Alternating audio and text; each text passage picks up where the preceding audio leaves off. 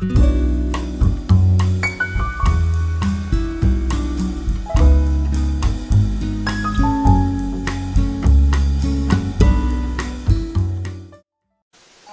you be the one to witness the birth of the incredible Nintendo Entertainment System? The one to play with Rob, the extraordinary video robot, batteries not included. He helps you tackle even the toughest challenge. Will you be the first to raise the incredibly accurate Zapper and play games like Duck Hunt or action-packed Hogan's Alley and high-flying Kung Fu, each sold separately? Will you be the one to experience the Nintendo Entertainment System? Comes with Rob, Zapper, Control Deck, 2 controllers, Gyromite, and Duck Hunt.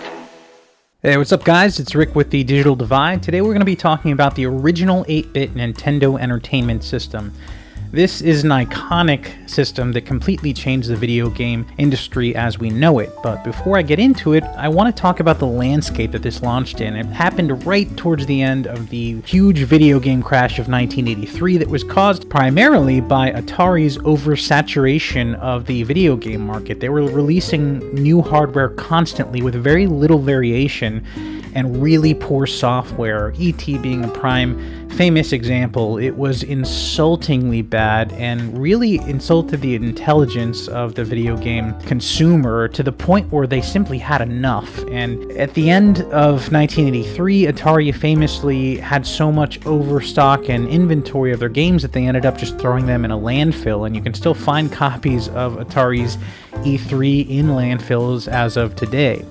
Now, the Nintendo was the brainchild of Japanese designer Imura Masayuki. Hopefully I'm pronouncing that right. He wanted to create a new video game platform with the focus on quality.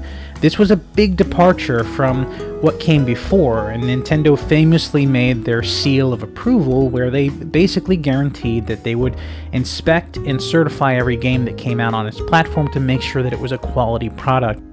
Speaking of software, the system launched with a fairly impressive lineup. Some standouts include Super Mario Bros., Excitebike, Duck Hunt, Ice Climber, Kung Fu, Hogan's Alley. There was a ton of good stuff on here, and it really differentiated itself right off the bat as far as the quality of their software.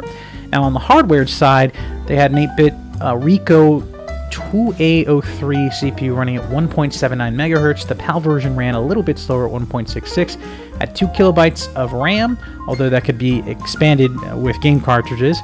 It could do up to 64 sprites on screen at the same time, and had a standard resolution of 256 by 242, and supported 5 simultaneous sound channels.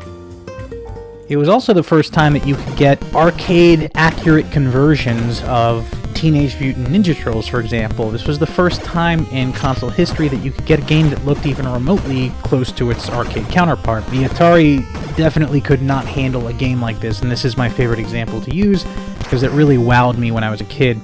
Speaking of arcade, it also introduced light gun support to the console space, and it was really accurate and comparable to the arcade cabinets of its time.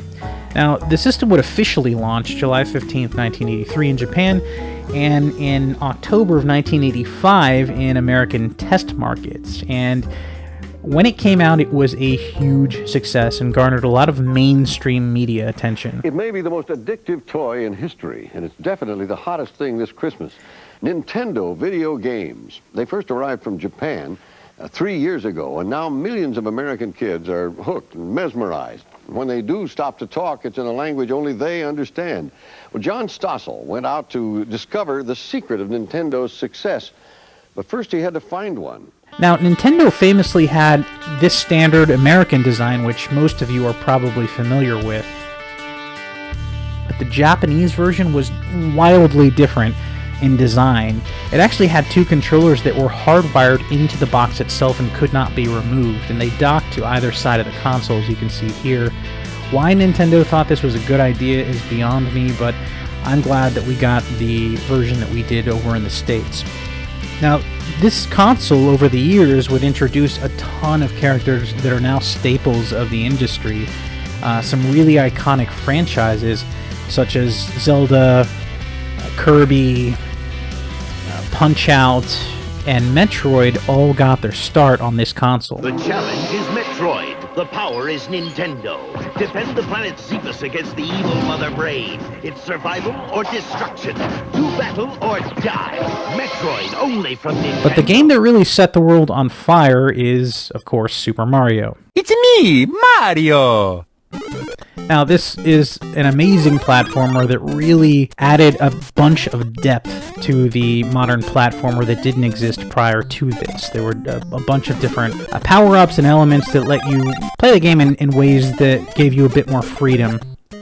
And obviously spawned wildly popular sequels, Super Mario Bros. 2 and 3, both releasing on the 8-bit NES. So overall, the system ended up selling a little over 61 million units worldwide. In modern day numbers, that doesn't sound like a whole lot, but it was back in the day, and more importantly, Nintendo single-handedly saved the video game industry, and to this day, still remains one of the best software developers on the planet. And their decision to focus on the quality of their software versus the quantity, I think, is the reason that they're still around today.